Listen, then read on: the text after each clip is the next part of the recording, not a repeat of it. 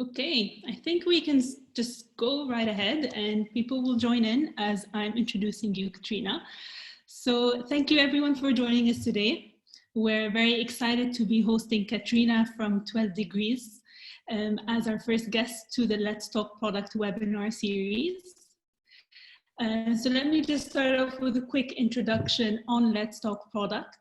So Let's Talk Product is a community initiative that is organized by Propeller, which is an early stage venture capital firm based here in Amman, Jordan. So what we do is invest in early stage founders, and given the stage, there's a strong focus around product development.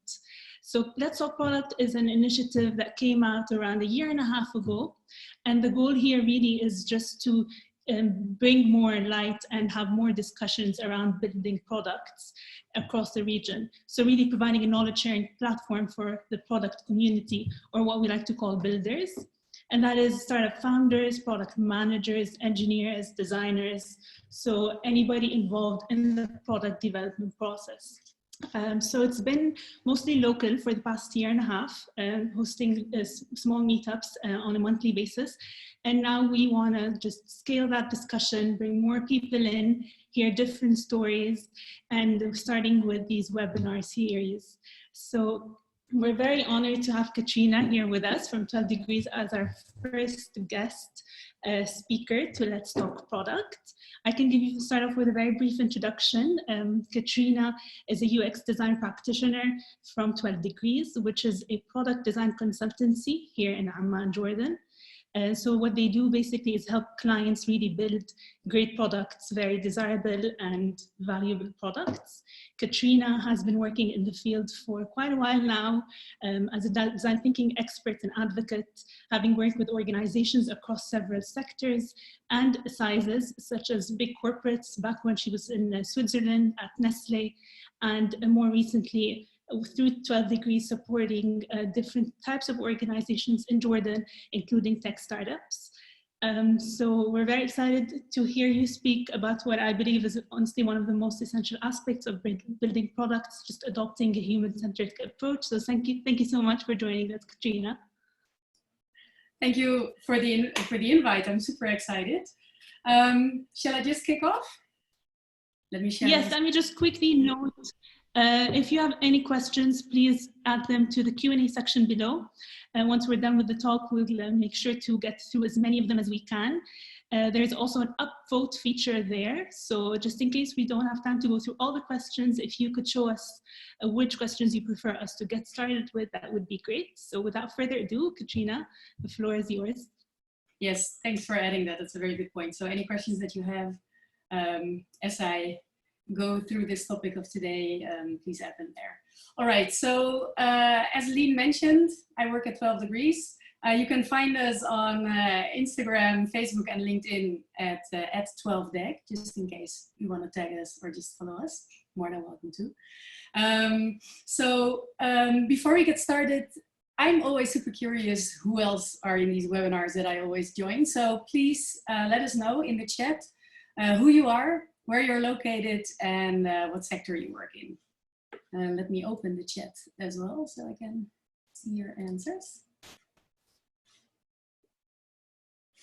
I seem to not be able to do that. Ah, yeah, here. Chat.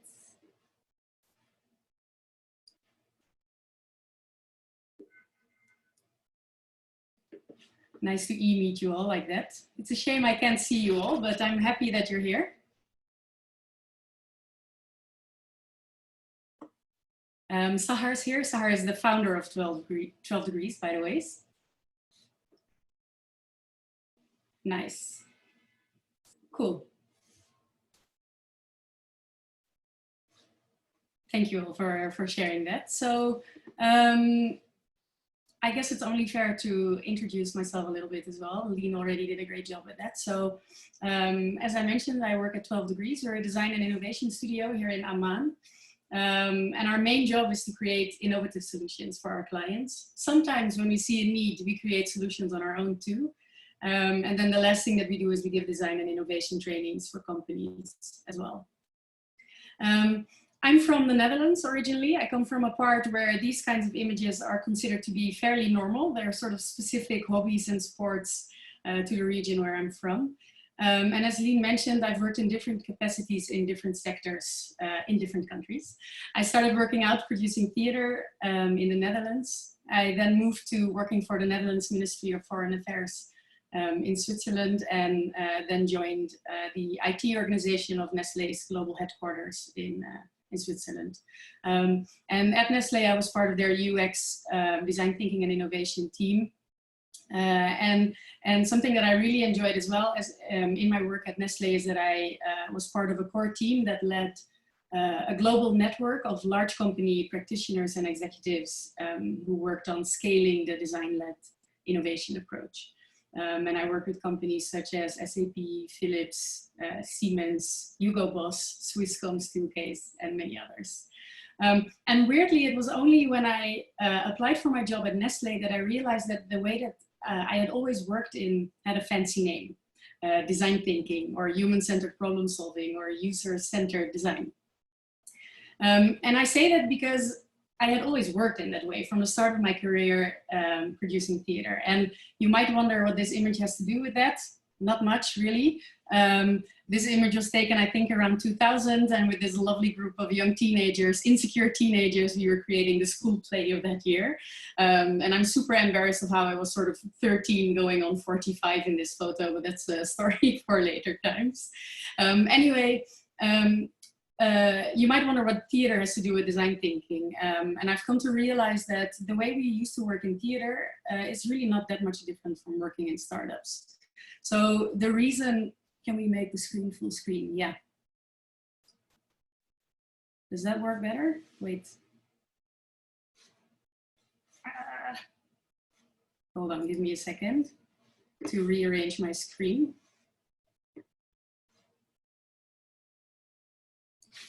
Sorry about this, guys. I seem to have lost my slides. Just give me 1 second.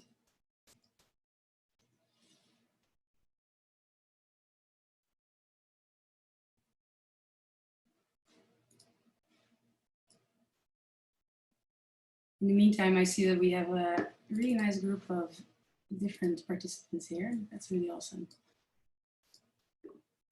Okay. Present.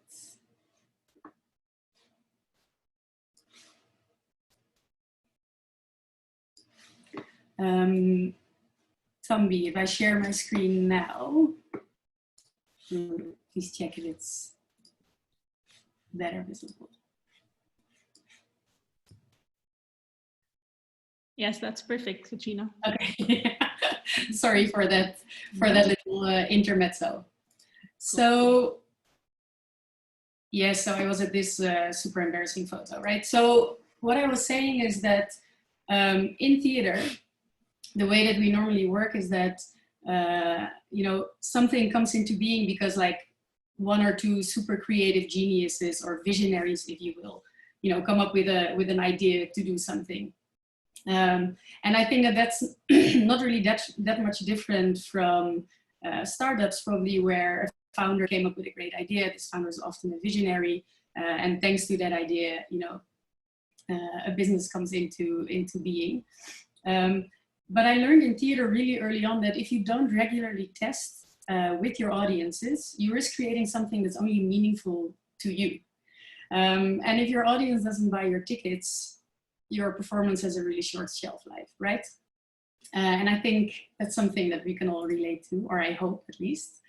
And so therefore, I think it's really important to maybe tattoo the following mantra somewhere, which is you are not your user. And so that's what we'll be talking about today. It's really normal to, you know, think of a brilliant solution because of an experience that you had. And then if you're super entrepreneurial, you know, you might make your business out of that idea. And it's also really human to assume that you are your user. And if you're a big fan of Googling research, you might want to look up the false consensus effect, which is the name in social psychology for this tendency that we all have to believe that, you know, other people will behave in similar ways as us. And at the same time, we also always think that only people that are really, really different from us also behave differently from us.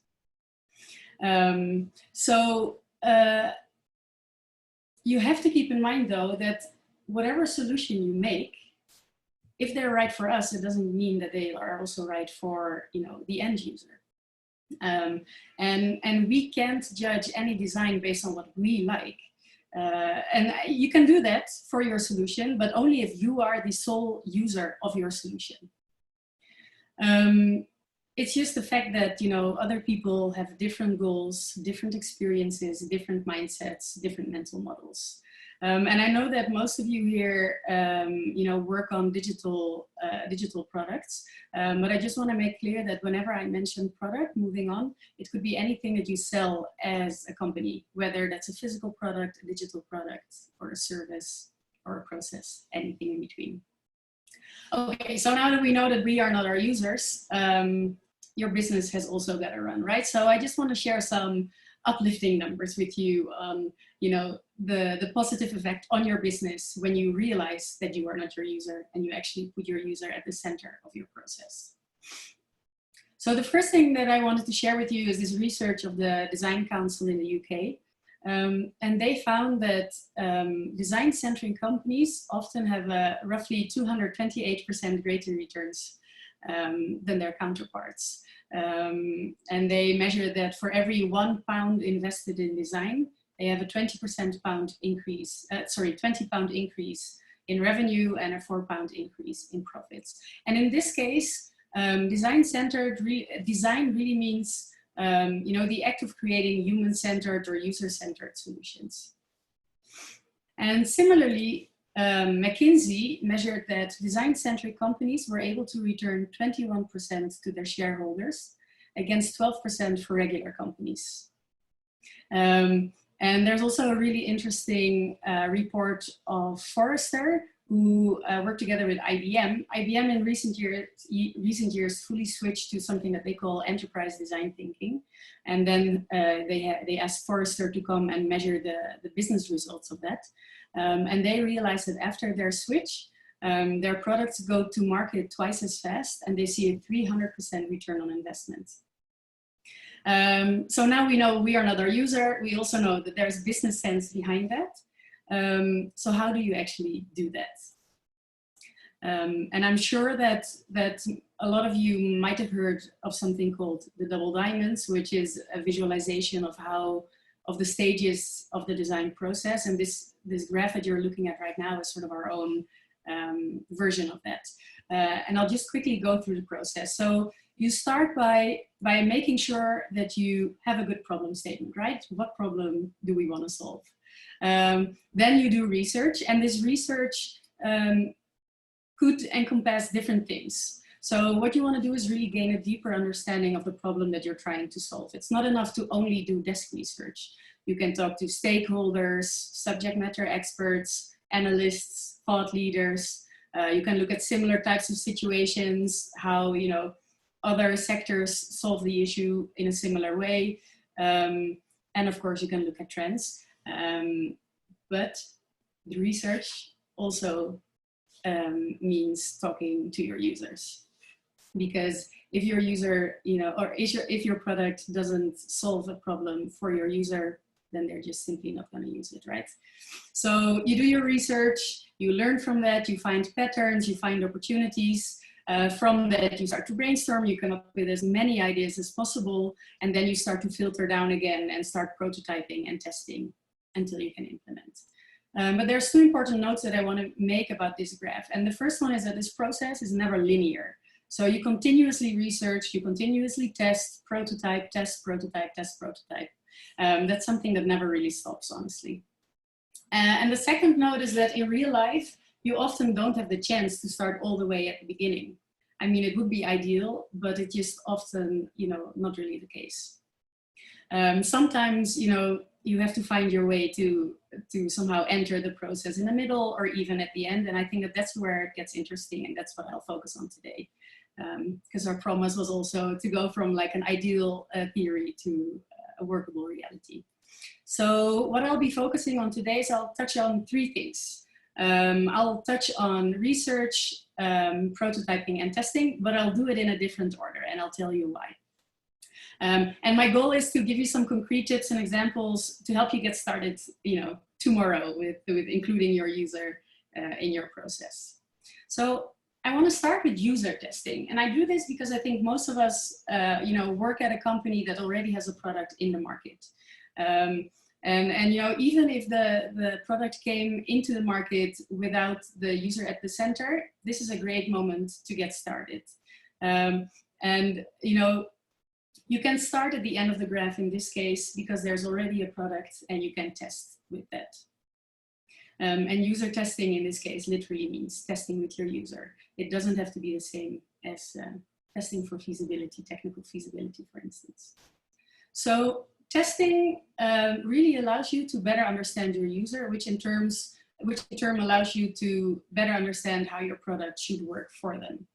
And as I mentioned earlier, testing is not a privilege that's only left to prototypes. You can and you should also test with a product that's already in the market.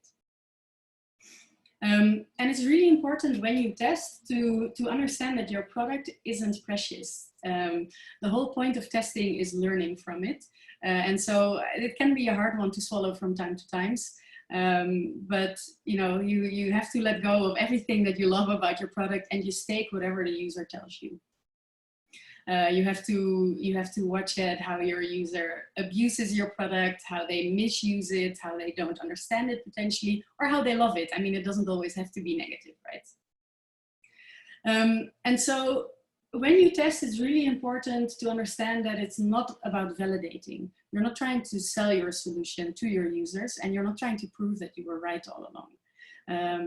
And therefore, as I said earlier, like, you don't want to fall in love with your product. And really take feedback as a gift. Note down any questions, any comments, watch how the user uses, abuses, misuses your solution, and then learn from that. So I just want to do a quick test with you. How many users do you think that you need in order to find most of the issues with your product? You can get your guesses in the chat. I'm really curious to see how many users you think you need.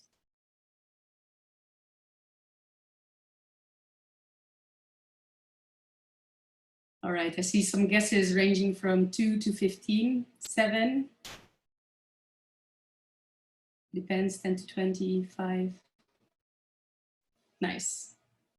All right, so there's actually a few of you who guessed correctly, or maybe you already knew, I don't know. You only need 5 users per testing cycle to filter out of most of the issues. So how does that work? This is research done by the Nielsen Norman Group, and I can really recommend you to read the entire article. But I think, the most clear truth in this graph is that if you test with 0 users, you will get 0 insights, right? Easy. Yet often, somehow we don't test. So as soon as you start testing with 1 single user, your insights, shoot up. And you will already have learned almost 1/3 of everything there is to learn. So huge difference from 0 insights to almost 1/3. And then when you test with your second user will repeat some of the things that your first user already did, and you'll find some of the same insights that you found with your first user. But they'll also give you some new insights. And then the same thing will be repeated with the third user. So you'll see more of the insights repeated from the first 2, and you'll get like less and less new insights as you test with more people. So the more users you add, the less and less you start learning, because you'll keep seeing the same behaviors over and over again. And then after the 5th user, you're basically starting to waste your time a little bit, because you really observe the same thing over and over again, and you stop learning much new. Also, you're probably super excited, to get back to the drawing board and start fixing some of the issues that you found. But you also see at this curve that, if you really want to find all of the problems with your product, you need to test with 15 users. So why should you only test with 5? we always say that, you know, if you have the time and the budget to test with 15 people overall, it's best to split them up. You want to do 3 cycles of 5 users each. Because you will have learned most of the issues after 5 users, you can then, you know, redesign, find different ways to solve the issues and test with another group of 5 users again. And the fact is that often we think that we fix problems, but we might also create new ones. Plus we didn't, you know, we hadn't found all of the usability issues with our first cycle. So if you can do 3 cycles of each 5 users, you're really gonna, you know, improve your product dramatically without wasting anybody's time. So I hope that makes sense. Now, if you want to do, or when you want to do, let's put it like that, when you want to do user testing, we always resort to the same techniques or a lot of the techniques that we use for user research as well. So I'll get into those a little bit now. This order made a lot of sense when I prepared it. I hope it makes a lot of sense for you too. As I mentioned, when we do user testing, we use a lot of the same techniques that we use for user research. And the whole point of doing user research is that you really want to get a better understanding of your user. You want to gain empathy for them. You want to understand what motivates them, what works for them, what do they need. And I feel like I'm forgetting something. Ah, yeah. So if you're having trouble convincing your manager of, you know, your hunch that your user needs a certain type of solution or something doesn't work in your current product, then hearing it from the mouth of your users is always a really powerful tool to you know, to convince them, to convince any of your internal stakeholders for that matter. So I think I have a little video, I hope it works, that sort of shows that, I think. If the video doesn't play well for you, it lasts about 1.5 minutes. You will all get the slides of what I'm showing you today. You'll get them as a PDF. There's a link to the video as well, and we will also share a link to the video in the comments of the live stream later on. All right, so this video comes from the series Silicon Valley. Some of you might have seen it. Let's see if it works.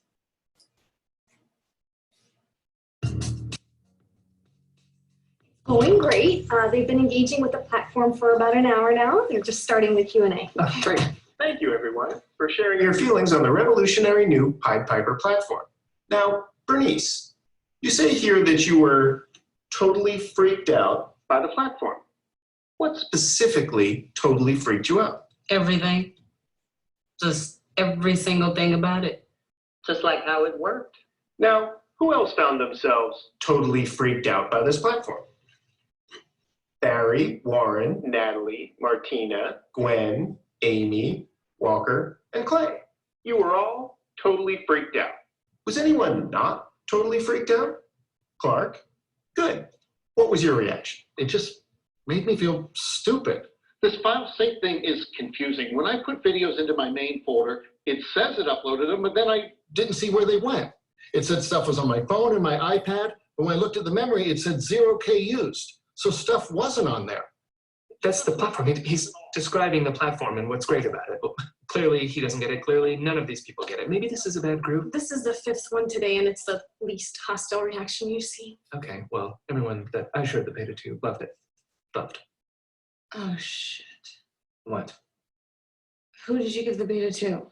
Your friends? Engineers? Well, yeah, Monica. I wanted to give it to people who would understand what I'm trying to do so I could get useful feedback.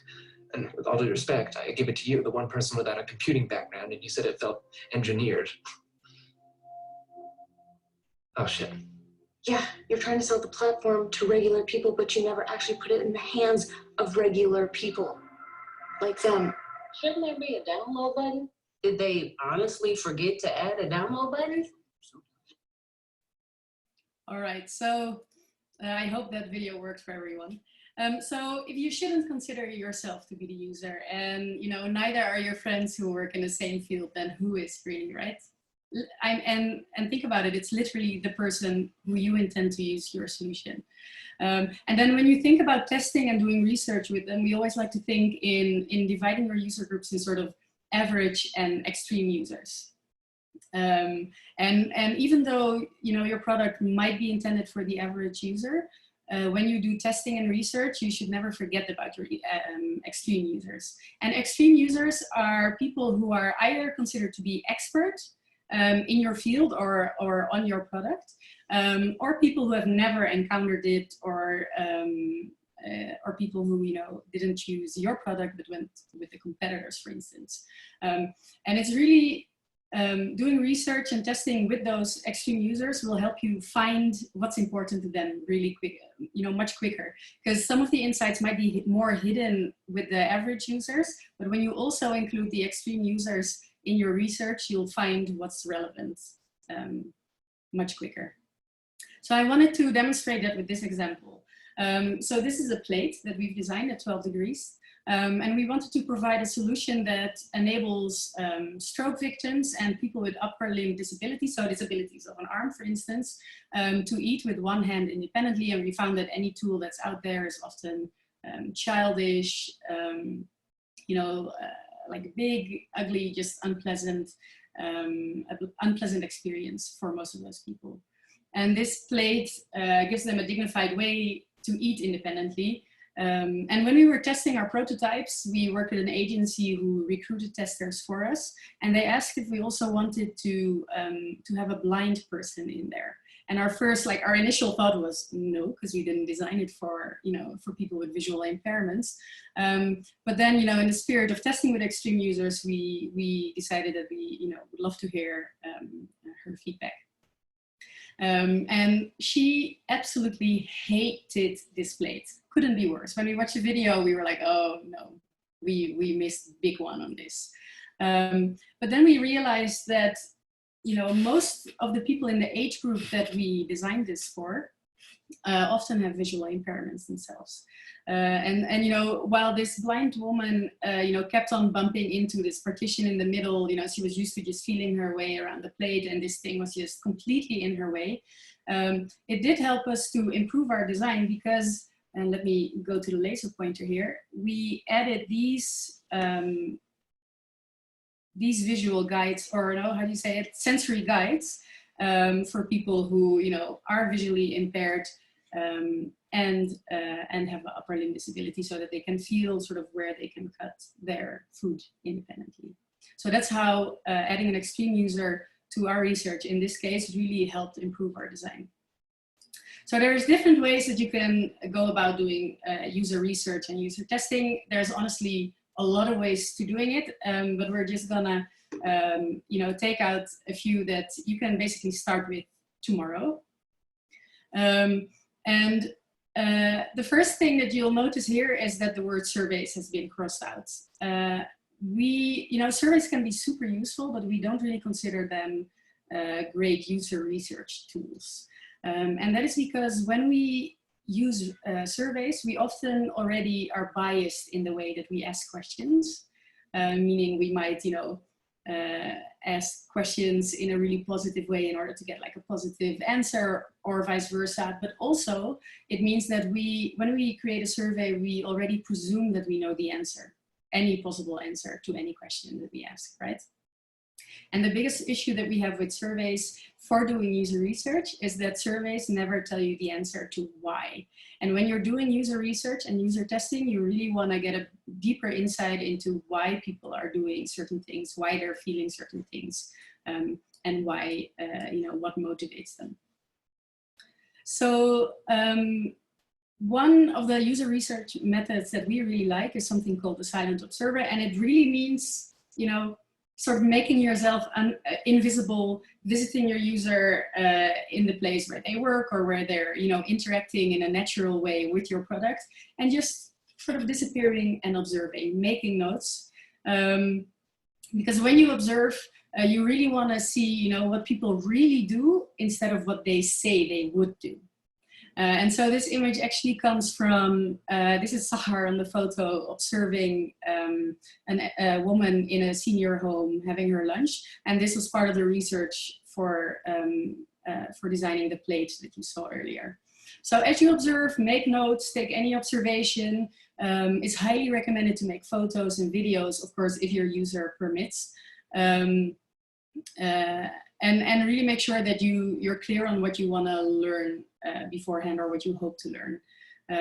Any questions that you have as you're observing someone, write them down and see if there's time to ask these questions later.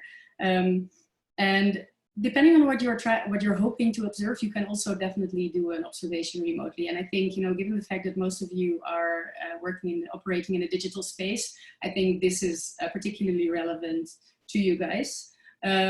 So when you work in software or website or apps, you can also really nicely, you know, observe your user through Skype, for instance. Let them share their screen, think out loud. Often when you do this, it's really important to give them a specific task, like try to find information about a specific training, or try to fill out the contact form or something like that. You really want to give them a task doing it. And as you do that, ask them to think out loud, so you understand what's going on in their heads, right? Another great way of doing user research is by gaining first-hand experience, by literally putting yourself in the shoes of your user. And by doing this, you'll really gain a deeper understanding of what your users are actually going through. And this is particularly useful when you don't really know enough about your actual user or prospective user, or when you don't really know enough about their context. And these photos that you see here are from a project where researchers, the project was about future services, I think, for an aging population. And so what you see here is that researchers stretch splints up on their legs to stimulate reduced mobility, and they also strapped up their knuckles to stimulate the reduced dexterity that can come with arthritis. And this is an example that I really love. This is an example from the UK's Government Digital Services, the GDS. And they've created something that they call an empathy lab, where government employees can come in to test their solution for people who, you know, have visual impairments, hearing impairments. There's goggles to simulate that effect. There's earplugs. There's all sorts of different ways in which they can, you know, put themselves in the shoes of users with certain impairments. And I think, you know, as you're working in the digital space, it's really important to keep accessibility in mind as well. And I think that it's an often forgotten, you know, part of design, particularly for digital solutions. But think about, you know, is my solution usable for someone, you know, with slightly worse eyesight? You know, if they have a hearing impairment, you know, does my app still work for them in the same way? Or if, you know, think about people who maybe have difficulty reading, can they still use your solution as well? So an empathy lab like this, it's super simple, but it will really help you gain a better understanding of how your solution actually works for people that aren't you.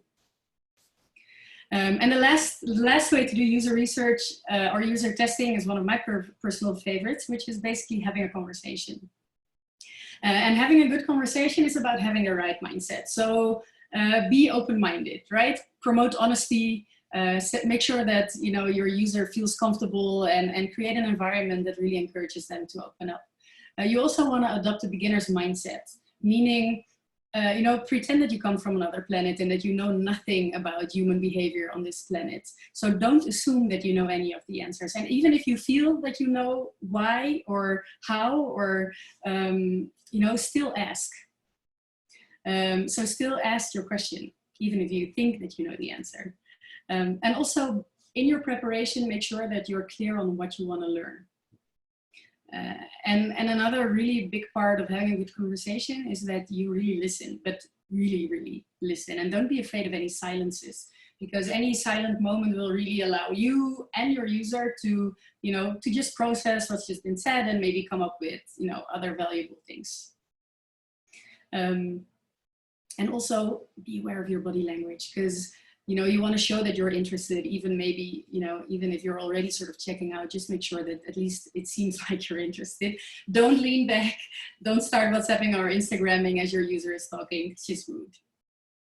And And another really big thing when you're having these conversations is think about how you're asking your questions. So, you know, try to not ask questions that can only have a yes or no answer.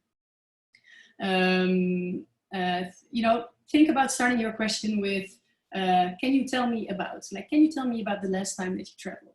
Or could you show me? Could you show me how you pack your suitcase, right? You really want to encourage people to tell stories, to share emotions, and you don't want to just get yes or no answers, because in that case, you could have just sent a survey. And whatever you do when you're doing research is you are trying to find an answer to the big question of why. I hope that makes any sense. So, so these are methods that you can use for doing research, but also when you're doing testing. And when you're doing user testing, you know, the biggest difference with doing user research is that you already have a product or a prototype that you can really focus the conversation or the observation around, right? So just to inspire you, I wanted to briefly talk about prototyping as well, because something that I often hear is that people say, you know, I don't know how to prototype my idea. And the good news is that everything can be prototyped. So, you know, you've done your research, you've done your testing, you've found patterns, you found opportunities, you know what you know, what problem you need to solve or what thing that you should ideally improve. And when you go into prototyping, or when, you know, when you've done all of that, it might be super tempting to go into implementation straight away. But really, you want to prototype first. So when we prototype, we really build to think, to test our assumption. It really, prototyping also really helps you get out of your head and into the physical space, and that allows you to, you know, to look at your solution from all different angles. And we like to say that prototyping, you know, is a way of testing your concept in the quickest and cheapest way possible. And by using prototypes, you can really save yourself a lot of time and money in the long run. And I wanted to demonstrate that with this example. I don't know if you guys have any idea what you're looking at here, but let me tell you, this is a prototype. This is a mock-up of a hospital floor in the Netherlands. So the purpose of this floor, as you can see, it's made out of cardboard, and they wanted to make sure that, you know, the routes make sense for patients and personnel. Are the hallways wide enough, you know, to run through with a bed and turn a corner? So, and you can really imagine, right, that if you just build a hospital straight from the drawing, and, you know, it turns out that you can't turn a corner with a bed, that's a problem.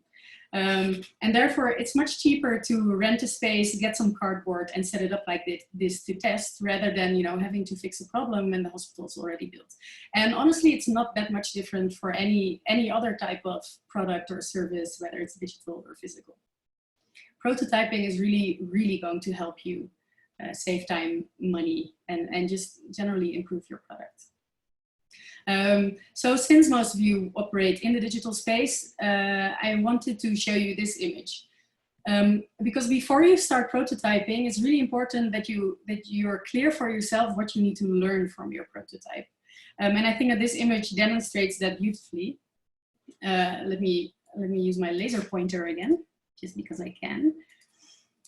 So as humans, it's just a natural human thing. We often want to make something as perfect as possible straight away. And so there's a high, what's happening here? There's a high likelihood of, you know, you wanting to go into a prototype that looks much like this. But if you are, you know, looking to prototype an app, and you start with implementing fonts and images and specific text straight away, and you'll then test with your user, there's a high chance that you'll get feedback such as, I don't really like that image, or, you know, I don't really feel like the text really addresses me, or I hate that font. But if, you know, you wanted to first learn if just the concept in general would work for them, I don't know, my mouse is weird.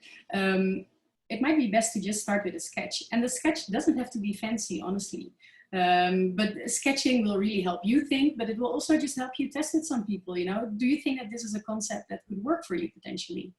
From there, you can go into wireframes, which are already slightly more advanced prototypes, and only then is sort of like, you know, when you know that it will work and that maybe the information architecture makes sense, you know, you can start testing with images and text. But just please be really mindful of, you know, of how you prototype. So the next few slides are just a few examples that I wanted to show you to hopefully make you feel empowered that you can, that there's different ways of prototyping anything, honestly. As I mentioned, sketches, these are fairly fancy, like don't, you know, don't let this impact your self-esteem. But there's also a way to make your sketch prototypes a little more interactive for you to test is just, you know, making a cardboard phone or tablet and something, you know, that can slide through it just to mimic sort of an interactive element, you know, that would really work for testing as well. This is a prototype that I once made, also of a digital solution. This really allowed my users to, you know, interact with it. And if you have a prototype that allows your users to interact, it will really improve the experience and it will help them then think as well. And as I said, you know, ask them to think out loud because that will help you in turn. And this is a prototype that I only made in 15 minutes, I think, together with my teammates. Not fancy. And I think it's really important that you, and this is something I think that just takes practice, that you feel at ease with whatever, you know, prototype you want to test with your users with. Often we feel, you know, a little bit insecure about showing our users something that might not be perfect yet or might not work perfectly yet. But honestly, people are always happy to give their opinion. And I had a user say the other day, you know, the fact that you're having this conversation with me makes me trust you more. So, you know, don't be afraid to get over that initial hurdle of actually involving users into your process, because everyone, you know, will benefit and users are often really happy to be included in the process. Another great tool that I wanted to show you is something called SAP Scenes, just in case, you know, you're not super confident about your own creative skills in terms of drawing or making a collage. SAP Scenes is a tool that, that you can download for free and you can make storyboards with. And storyboards are a great way to show a process that has multiple steps, and they also allow you to, you know, put the spotlight on one specific step in that process if you like. So again, you can download this for free. I've added the link at the end of the presentation, but these are a really helpful tool. And something else that I wanted to show you that's also considered prototyping is called card sorting. And so if you want to design, you know, your website navigation or your app navigation path or, you know, any type of information architecture, what you can do here is write down all the different items on cards and have users sort them in a way that makes sense to them. So that you can actually, you know, have a menu or a navigation path that just makes sense for the majority of your users. Simple, but super effective. And then I just wanted to show off with this prototype that we made at 12 degrees. As you saw in the first image, like this is a, you know, a mock-up, and often for your digital products, like these often come a bit later, at a later stage when you really want to test, you know, images, texts, fonts, colors, etc. All right, so I've been talking for quite some while. Just a quick recap. You know, you are not your user, obviously. Your business will improve when you make your user part of your process. You only need 5 users per test cycle to filter out most of your issues. When you're doing any type of user research, you really want to, you know, get answers to why questions. And the good news is everything can be prototyped, and often all you need is you know, some paper, a pen, and maybe some tape if you're feeling fancy. If this makes you feel super inspired, then, you know, please feel free to have a look at our website, because we give trainings and we can help you and your team get through any of the phases. And we're also currently publishing a short series of articles to help you get started. Tomorrow we're publishing an article on how you can make sense of any of the research that you did, and with some tips on how you can brainstorm. And then next week we'll publish one on prototyping and testing as well. So all of these links will be in the PDF that Lien and Tambi will send you. And I think, you know, I might have been connected to some of you already, but feel free to connect with me if you have any further questions or need any help. Thank you so much, Katriena. This was very valuable, a lot of great tips and insights in there. So I'm going to move on to questions and answers. If anybody has any questions in the meantime, please feel free to add them to the Q&A section. So let's start with the first question we have here is from Salah, something you briefly touched up on, but he has a follow-up question on that. So how do you select users for testing? Yeah. And you mentioned the extreme normal users, who is asking if there is a specific ratio to that. Yeah, very good questions. Thank you, Salah. So let me start with the ratios of extreme and average users. Normally, ideally, when you do research, you want to test, or you want to do research with, as many people as you have the capacity for. But the minimum would also be 5. And so if you think of that 5, that same goes for testing. Make sure that you have 2 extreme users, 1 on each sort of extreme end, and then 3 average users, and you should sort of, be good to go. And then how do you select your users for testing? So you really need to, ideally be very clear on who your user is or who your users are. So often, I think, a solution often has 3 to maximum 5 different user groups. So what you can do, the most easy thing that we normally do is just like look in our own network. Do we have anyone who sort of fits the description of that user group? And then recruit them like that.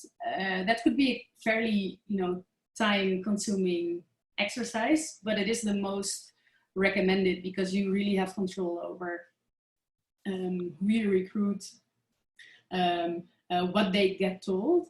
But if you don't have the time to do that yourself, you can also, there's companies that specialize in that, although there's not many of those who specialize in qualitative, in recruiting users for qualitative user research yet.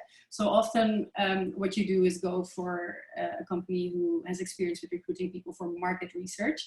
But if you do that, you really need to be super, super clear on how you brief them and how you want your users to be briefed as well. Perfect. Thank you, Katriena. Salah, if you have any follow-on questions, please feel free to add that in as well. We have, he just added one, so let's give that a read. Another question, if you have a pre-existing product that you're improving on, do you prefer to do testing on existing users or new users? I would say find a good mix. I think it's definitely also valuable to do, users testing with existing users because, and depending on how experienced they are with your product, those might fall in the category of extreme users, right? They might be considered already to be an expert with your product. But it's always good to also talk to any of the existing users. It's something that we've been doing recently for, clients that we've been in touch with over the last few years. And that's just really valuable as well. So that's feedback that you don't want to miss and that you also probably can't just get from a survey. Perfect. Thanks, Katriena. So we've got Yahya also asking, so how many team members are required to participate or carry out the user interview? Yes. So yeah, ideally you do it with 2 people. So one person will be the person to ask the questions and to really sort of be the facilitator of that session, right? If you're doing it like in a physical space, that person will welcome the user, make sure that they feel at home, that they have something to drink. That person will introduce why you're doing this research, how it will work.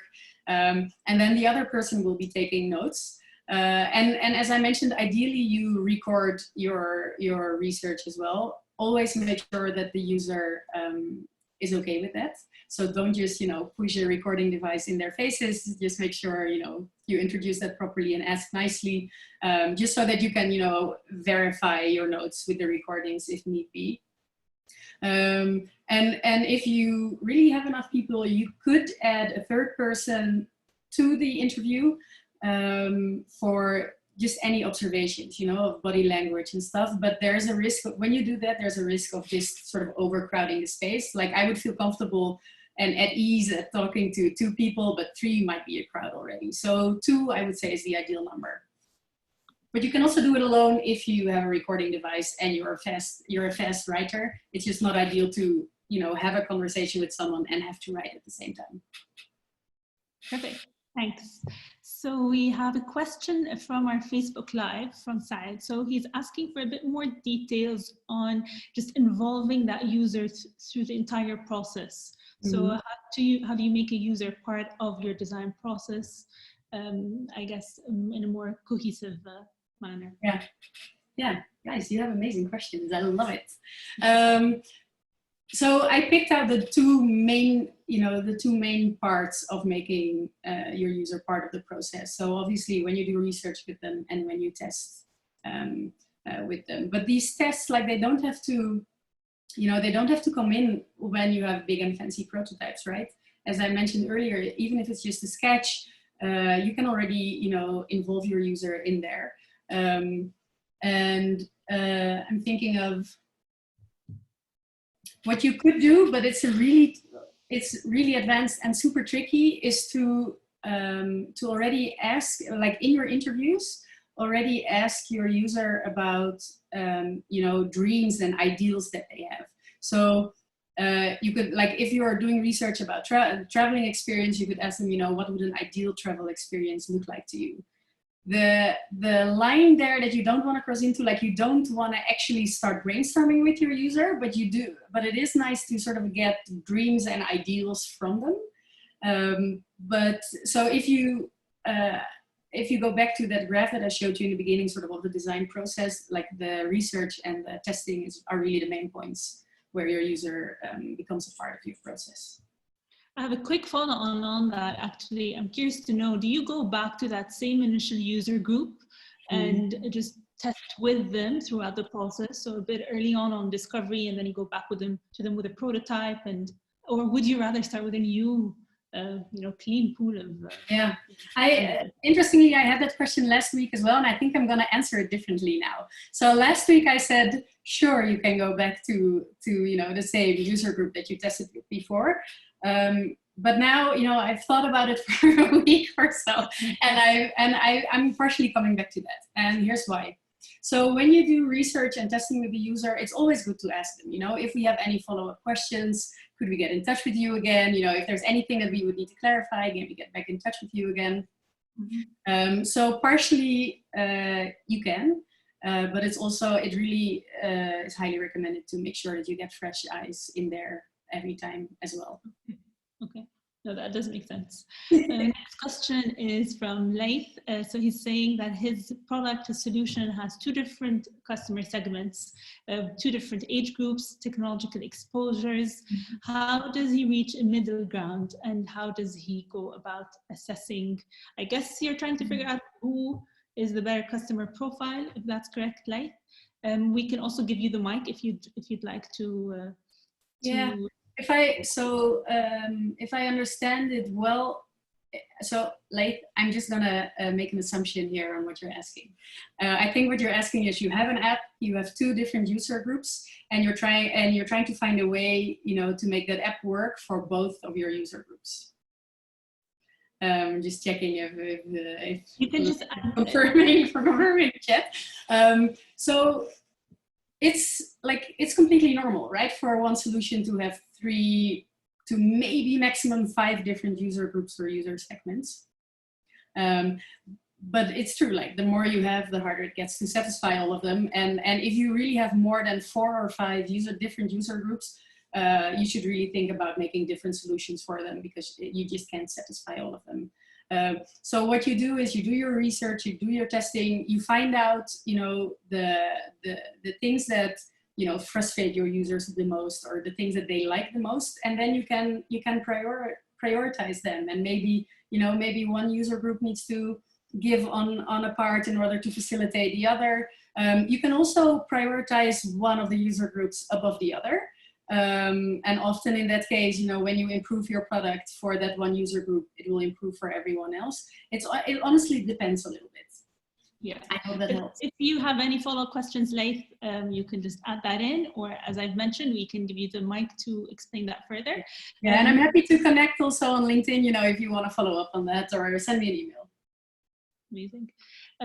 Yes, so one more question from Salah. Do you think online virtual testing is efficient and insightful as offline user testing? If not, why? And how do you, so there's another follow-up question to that. How do you evaluate virtual testing compared to in-person? Especially, you know, with the lockdown, he's saying, how do you figure out if it really worked, right? And if it was a good interview? Yeah. So in-person testing is honestly the most ideal because you really need that human connection, and remote works well, like, don't get me wrong. And in these times we have to, but I've experienced in the last few weeks that there are nuances that you might miss. And you know, it's like the conversation maybe is a little less natural as well. So it's a little harder to really build a rapport with your user remotely.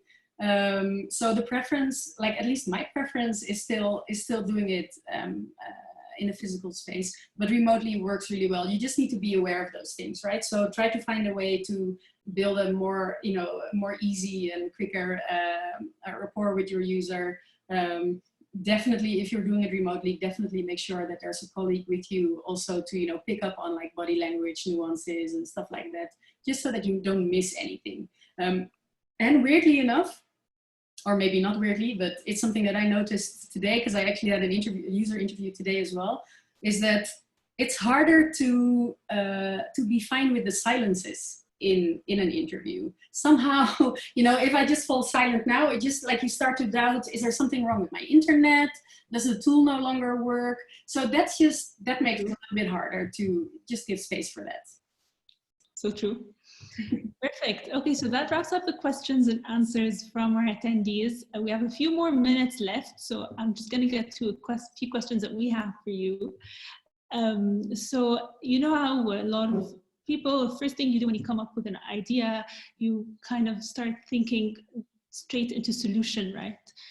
You start imagining and drawing pictures of your MVP. So do you have any advice on some user research methods that founders or anybody who has an idea should start with before going straight into solution thinking and building an MVP? Yes. So solution thinking also is a superhuman trait. We see a problem, we want to solve it, let's be done with it, right? So my advice is simple. Just, you know, whenever you have an idea of how you could fix it, just park it somewhere. Write it down, just get it out of your head, right?